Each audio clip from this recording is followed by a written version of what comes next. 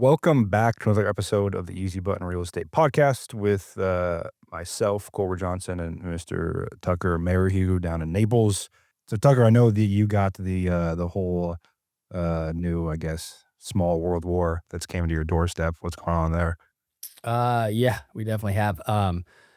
We plan all of our purchases ahead of time so we can kind of consolidate the building process. So, like, I've got trusses ready to go. I've got our window and door package ready to go. And we ordered all of our plumbing fixtures ahead of time as well. And we got our first email from our plumbing manufacturer or provider, fixture provider, that most of our stuff is stuck in the Strait of Hormuz. And so it goes a little deeper than what the news has said to this point, which is it's just oil. There's actually a lot of stuff that ships through there, which, more days this goes on, the more that we'll all find that out. But this isn't the first thing that's affected me. Obviously, gas is, it's not as expensive here as it is there, but it's definitely up $1.20 a gallon since this started here. But now we're getting some issues, kind of COVID type issues, where it's creating big delays or unknowable delays, like in terms of like how long is it going to take? Who knows? To get some of the products that we need in order to build these houses. So yeah, I'm not real happy with the overall situation that our country's in, and I'm even less happy with the fact that now, supposedly, it's for the greater benefit, but I'm not seeing it at this point. I'm definitely feeling the detriments of it. Yeah, that's where is it coming from? If it's going to the Strait of Hormuz, or where is your plumbing I don't know. stuff coming from? Ferguson is the plumbing company. They're a Okay, national yeah, plumbing company, and yeah. so No, I've actually um, ordered from Ferguson yeah, on the flip and side of so that. it's not all their stuff, but some of the stuff that they get comes through there, and so it just so happens to be some of the stuff that we ordered. That is, it's always easy to watch things unfold on TV until it actually impacts you in real time. Like, I remember with the whole tariff war too, we were buying a car in that process, and, I remember the day before, because 'cause they're like, "Okay, the tariffs are coming in this day on importing vehicles," and we're buying a BMW, and we went to the dealership, and they were losing their mind, and we ended up getting a car, for the 2 days later, we'd had to pay probably $20,000-$30,000 more, because of the fear there, and I think I saw watched that happen with the China tariffs too and importing stuff from there, and I remember Jimmy called me like, "Damn, dude, my costs on some stuff about to go up like 5x," so, yeah, I don't see a lot of we were talking pre-show too, I saw Trump's interview, I think it's yesterday, and a reporter was like, "What are your thoughts on Cuba?" And he's like, "Oh, I'd take Cuba. Cuba could be next." And I'm like, "I don't really know what we're doing. It's just like, I feel like we're just kind of in this, like, point and shoot mode of, like, uh, anyone does anything that we oppose, and all of a sudden we're spending tens of billions of dollars to kidnap their president or whatever we're gonna do." Well, I mean, it goes back to, we've been fighting an uphill real estate market for 3 plus years now. And one of the topics that we talked about before is like, how do you make things more affordable, which ultimately, how do you stimulate the real estate market, right? And so I had an idea that I floated out there that I think is a reasonable idea. And I think Barack Obama did a version of this while he was in office back in 2010. But basically, a tax credit, right, for people that maybe are under a certain age, that make under a certain amount. They don't have to pay federal income tax, and then they can take that difference and they can apply it towards their housing costs, and it makes it more affordable. Well, shit, we've spent, I think, as of yesterday, about $23.5 billion just on this Iran adventure in 19 days. I mean, I can't imagine how much that tax credit would have been, but we would have solved a major issue in our own country here. Whereas we've just spent this money and watched it go into the ether, and we, as a country, have gotten zero benefit to this point. And I understand, what people say and all this and that, but the other thing I really been thinking about is like, well, why did Trump go at everybody? And I'm not saying this is like a Trump derangement syndrome person at all. In fact, I was, a avid supporter of him for a long time. But why go at the entire world and shit on them with tariffs, and then on the heels of that, start a conflict that you don't consult anybody with, and then ask them for help after you've already been shitting on them for the first year and a half of your presidency? It just seems insane to me. And now it's obviously affecting everybody in terms of there's inflationary pressure on a lot of things. Gas, obviously, is the most obvious one. But now, if we get extended timelines on getting product, and the trickle down effect is going to continue with that. Um, I'm just not real confident in the leadership of our country at this moment, and it makes me worry a little bit, especially when it comes down to how it affects, how we make a living, and the projects that we build. Yeah, I think a little bit what it was is this kicks him. I've also been an avid Trump supporter and definitely, in the last election, out of the 2 options that we had, thought that was by far our best bet. I think a lot of people made that choice that way. It was less about Trump and more about out of the 2 options we have, what is our best likelihood in our country, to get us to where we need to be. And I think the Venezuela thing, like the kidnapping of the president in one night was this like such a grand, big, "Oh my goodness, we're the most powerful country on earth, look what we can do" thing, that it kind of made people trigger happy to be like, "Oh, look how easy this was," and there's really no blowback, and everyone of the most of the press and people could say it was a pretty good thing, and, it was pretty easy, and we lost no US lives or anything like that. And so I think that that was bad timing in correlation to this Iran thing that's really been brewing for a few years and, kinda made us a little trigger happy. And now I was talking I kinda look at this like you start a new business, and we just started a new kinda war with Iran, and you go in, it's like, "Yeah, this is gonna be a pretty easy business. This is gonna be a couple months, will be profitable and in and out." And I look at this now, I'm like, "Uh-oh, this Iran thing's kinda left the news cycle." And once a war leaves the news cycle, but it's still going, that's a war that tends to last a few years. Like the Ukraine-Russia one, still going. Left the news cycle after 6 months, and now we're 4 years into it or whatever. And I look at that, I'm like, I just don't know when we have the housing market that we do. You could have taken $20 billion to stimulate the housing market or to give credits out to first-time home buyers or to work on the problems that we have in our country that are affecting Or pay everyone. TSA agents so that Yeah, or pay TSA agents so airports can get used.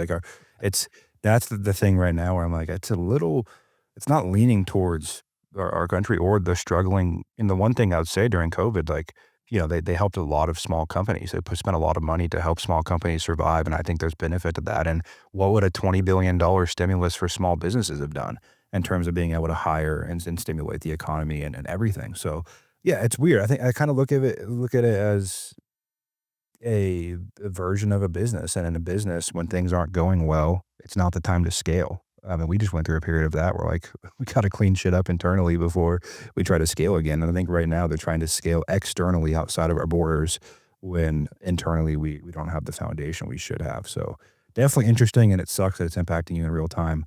I think it's impacting all of us in real time. I think a lot of us don't realize the impacts as much as an email directly like, "Hey, your project's being screwed up because of a delivery from the Strait of Hormuz." Yeah, I mean, I got the text message yesterday because Joni got the email from our supplier, and she sent it to me and our super audience. She was like, "And so it begins," right? So and I don't think that'll be the last thing by any means. And I guess my bigger issue here is, I don't see how this conflict ends, and I don't see how this conflict doesn't stimulate other world conflicts, like maybe China taking Taiwan, or maybe Russia saying, "Fuck it, we're taking Ukraine, you can kiss our ass," right? Yeah, here's a So nuke, hold right, this. or this, and then that has trickle down effect on our economy and our well-being as well. So those are I mean, obviously, we can't afford to be spending money like this as a country continually, and I mean, Iran is essentially Persia. Persia has been, around for centuries. Nobody has been able to conquer them. So I just don't think that this, even if in some way, shape, or form we win at some point, it's going to cost so much money that I feel like a lot of that effort, energy, and money could have been much better spent kind of helping the parts of our economy and our society that are really kind of in the shitter and have been for a while. Yeah. So, It's like but Afghanistan, like, for thousands of years, people have been trying to, like, conquer that region. There's been so many wars fought in that region, it's just with how it's set up, it's just, yeah, I look at this like, what is the end state? Trump's not a person who's gonna just pull out and be like, "Yeah, sorry, this didn't go how we planned." I don't see that happening, and I also don't see us that country's got hundreds of millions of people, and they got a military of a couple million people, and, like, it's not something where you can just, like yeah, they can bomb them all day, every day, but I don't know. It's a confusing one to me. when Iran puts out statements that says, we will allow oil to go through, but it has to be, we're not we're not accepting petrodollars. It's Mhm, basically the biggest fuck you mhm. to, the United States and our currency that you can have, and, I mean, that's a lot of what, they're fighting for really, or what they were fighting for in Venezuela, and they wanna preserve that, but ultimately, if that swings too, we have some major issues ahead with our currency and its valuation also, so there's just a lot of things at play here that, we voted for a guy that said, "No world wars," and he's a great negotiator, and a lot more talking and a lot less war and crazy shit like this, and then now we're smack dab in the middle of a conflict that, I don't even think the biggest supporters of this could give me a reasonable explanation of how it's going to end, because it's just I don't think anybody knows. There's no clear path to victory, and there's no clear path to ending, right? Yeah, Um, that's a the dangerous place to be. it's a dangerous place to be, and, so, it's got me a little bit more, I don't wanna say nervous, but definitely aware of, the choices we make and, the stuff that we're gonna do moving forward, and maybe the problem solves itself in a 2 weeks, a month, 2 months, whatever, and it's no big deal, but, um, I think it's irresponsible to just proceed, with your head in the sand and just think that our government knows better and they'll take care of it, and that's the end of it, so, kinda where I'm at with it, Yeah, I had a conversation one time with a buddy of mine here in San Diego who's former State Department, and he was overseas for a long time during wars, working assets and turning assets and feeding intel. And I asked him one time because all the conspiracy theorists online and, about, all the plans the government has and this and that. He's like, dude, our government is not capable of planning far. Like they're just stumbling one foot over the other. Like that's all it is. There's no plan, nothing's thought out. It's just what's one foot in front of the other, and they trip on that next foot most of the time. I was like, that's yeah, I guess from a guy like that that's been, dealing with, ops at a high level across the world, as a part of the machine for so long. Like it's kind of true. Like and we all look at this like, okay, we're going to Iran, like that was part of the plan, but like what plan? What plan is that a part of? What is that like? There's no 10-step process that this is a part of that's like working us towards something, yeah, which is exactly. crazy. Well, and to his point, like, I don't know how many people listening, have dealt with municipalities for just permitting, whether it's building a new home, Oh, remodeling a man. house, whatever. I mean, have you ever gone into a municipality and been like, "Wow, that place really runs great." Like those are some all-stars, right? Running that place. I haven't in my 20-year career in real estate. So, that's just a smaller example of government, but it's still an example nonetheless. I mean, hell, the post office doesn't even know how to make profit. All they can do is lose money, right? And, virtually everybody in the whole country uses them. So, and that's another, government run organization. So, Yeah. I don't think he's wrong in a lot of ways. So I hope for the best, but we're definitely feeling the effects of what I think was some poor decision making, at least in our own business now. Poor decision making by our government getting us into this conflict, but hopefully it doesn't turn into like giant COVID things where we have like 6-month delays or we just can't get it for until who knows when, and so then you have to kinda pivot and just take what you can get or, people I remember people were selling houses without appliances and all kinds of stuff because you couldn't get them right? Yeah, Like, yeah, that was, it it was just what it Wild was. West. It was the There's Wild no West. rules. Yeah, and Um, so I hope we don't go back to that time because that was a challenging time for everybody. Bezos came out with this thing because he's building a mega mansion in Florida, and obviously he's frustrated with the permitting process and everything, and Oh, he I he bet. put Yeah. he put out this thing this week that was like, "I don't understand." He was on video, and he was like, "I don't understand why, with what AI is now, we can't upload our plans to an AI portal that then can approve or disprove our plans according to code within, like, 30 seconds." And, Yeah, why do that's you gotta the wait 2 weeks? What yeah, for that somebody exactly. to stamp it, right? Like, it's so dumb. I mean, we were just having this meeting today because, once, we've got, foundation, footings, about ready to be poured. We were doing some underground plumbing today, kinda getting lined out, and so, you start going through the plans and you make little tweaks here and there, and I was like, "Well, shit, if we do this, I gotta resubmit for a, revision on the plan." It's like 2 weeks for somebody to look at it, and then it takes them another, like, 3 or 4 days just to issue the letter of approval or denial. So he's totally right. Like, the building permitting, construction permitting process is so out of whack, given the amount of technology that we now have available. And I haven't heard of any of these municipalities looking to adopt any of that because then you got to lay people off, right? And so, then you got government employees that no longer have a job. So, although I think he's right, unfortunately, I don't think we're going to see, these municipalities that could really utilize that type of technology. Although we haven't been talking that highly of it in the last few episodes, but there are some applications where it obviously makes a lot of sense. This would be one of them. I just don't see them Yep. using it anytime soon, but man, I wish they would. Another cool application that I built for my real estate business last week, and we've been shitting on AI, and I do think it's kind of the new golden object on different people, but I've been trying to find, actually useful use cases for our clients. That's a lot of what we do. We just try to provide better services for them. And um, there's a tool I ran into, ValPro Plus by Weiss Analytics, that like ranks property condition in real time. What they do is they use Nearmap, which Nearmap is they have their own planes. They fly over the country every month and they take new images of all the properties in the country. And it's really expensive. You pay like 10, 20, $30,000 per year for that data. And so I've been trying to find a way to bring it to like mass market of like that. And I was able to build pretty quickly a tool where it takes the Google API, the Google static image API that updates like every 1 to 3 years, but it's still fairly accurate on property condition. And you upload a list of absentee properties from PropStream to it, and it ranks in real time on a scale of 1 to 10 condition of the exterior. Are there holes in the roof? Are there tarps on the roof? Is the yard overgrown? And so that's been pretty cool.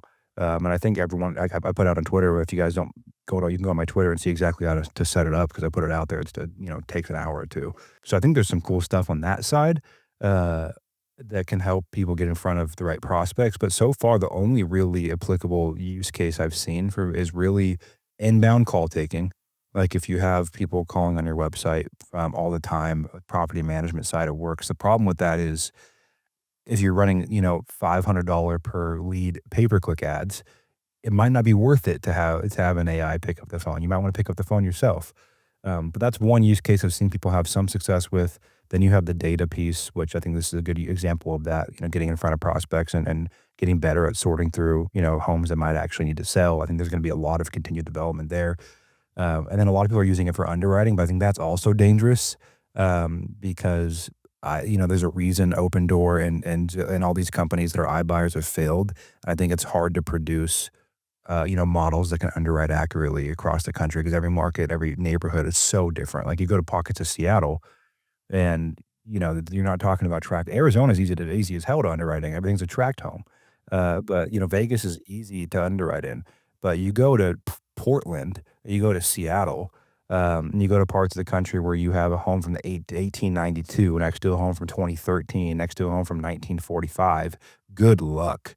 Yeah. Uh, Yeah, good luck is right. Yeah, I mean, there's just so many different, styles of building and different materials that they used, and, you know, it's just yeah, it's such a diverse housing stock, in those areas comparatively to, like, Vegas, which is super simple, and Phoenix, which is super simple for the most part, but yeah, the Northwest is, like, it's all over the place. It's very difficult. It'd be cool if you could take that little AI technology built out and then, like, cross-reference, like, Google Maps Street View or something, so then you get the roof view, you get the street view, kind of like a double check, but I was just thinking of that as you said it, but yeah, there's a lot you can do. It's just about getting the raw data of all this stuff, and it's expensive. That's why I think it hasn't developed as fast as it could. Like, if you had access to all the APIs that are out there from all these data companies, what you could build is insane. You could build something that updates every day on property condition and then looks at credit card usage and matches that all up into a real kind of, that's what Chris Richter has been working on for so long. But the problem is, it's just, yeah, unless you have, hundreds of thousands of dollars to guarantee per year to these data companies, it's just so expensive to do. And also, I always think about, does it really get you the gain that you're looking for? Like if you I don't know, no list I've ever pulled over a long period of time has ever really outperformed just a generic list for some reason. Like, it no, helps I a mean, little well, bit, but yeah.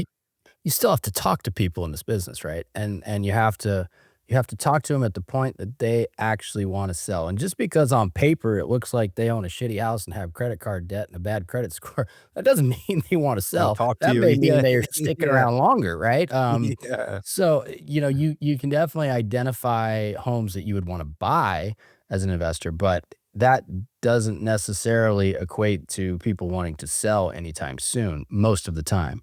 The only time that would not be the case would be if it's being expedited through some form of a foreclosure process. But then usually those people aren't going to respond to you or don't want to talk to you anyway because they just put their head in their sand and maybe deal with the bank a little bit on the front end, but that's about it um, for the most part. So, I don't know. It's a good question.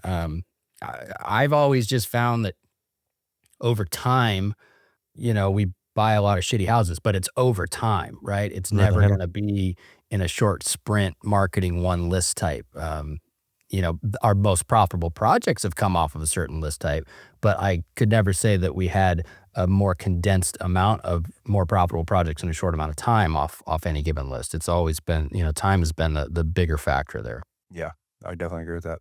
Well, guys, we come to the end of the show today. I guess the two biggest takeaways. One is I think Tucker had a good saying today of, with the stuff that's happening right now, you can't like completely put your head in the sand. Uh, because if you're, if you're building or you're flipping or whatever it may be, you have to pay attention to what's going to impact you. Because if you have to order all your appliances twice for a project, that can hurt. So on and so forth. So the second piece is not looking for a silver bullet. We just talked about some use cases. But again, I think we're going to continue to beat the drum of most of this business comes back to the basics. And, I have a family friend who runs one of the biggest financial firms in the country. And they have this deal that they've done with a data provider, but they paid a lot of money to access to anytime someone changes a job, they get notified with their contact information and their market. So for if you're selling insurance, anytime someone changes a job, they need new insurance. It's an amazing tool. But in real estate, the problem with that is we're dealing with someone's biggest asset in their life. And that's a different conversation. The amount of people that I've talked to that are a day away from pre-foreclosure and still have no interest in talking to you about, foreclosure, have no interest in talking to you about selling is a lot. And so the logic of these sellers doesn't always match up with what their motivation should be. And that's Tucker's point and why I think it always is a time thing and a relationship thing. So until next time, you guys, wherever you listen to the show, Apple Podcasts, Spotify, leave us a review. Like the show, share with a friend. That's how this grows. And until next time, as always, you're only one deal away.